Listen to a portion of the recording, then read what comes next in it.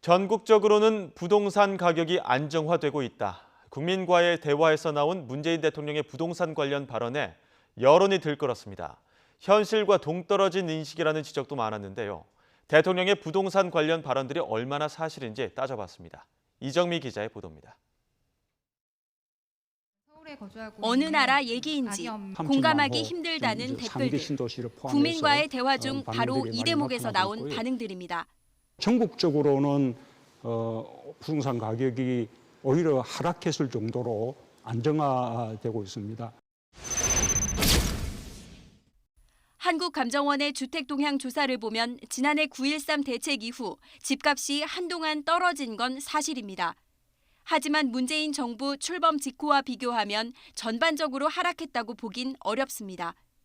실거래가로 보면 전국 평균 집값도 올랐고 서울 지역이나 이런 데들이 보험단지 위주로 거래되는 특성이 많지 않습니까? 심지어 민간 통계인 KB국민은행 집계에선 상승폭이 더 큰 것으로 나타납니다.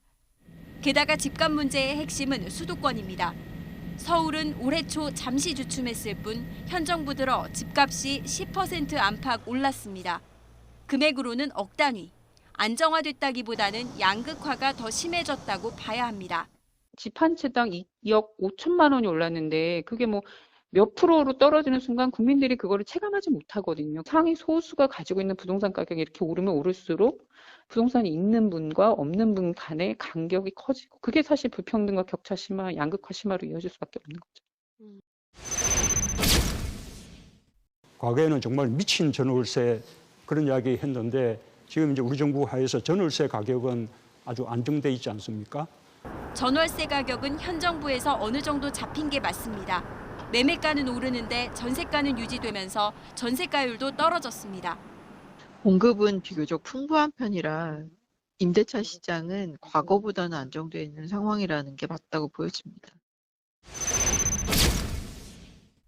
재개발, 재건축 규제 완화, 분양가 상한제 폐지. 과거 정부가 경기를 살리기 위해 부동산 가격을 올리는 정책을 쓴 건 맞습니다. 하지만 서울 주요 아파트 값은 오히려 규제를 강화한 이번 정부 들어 더 많이 올랐다는 통계도 있습니다.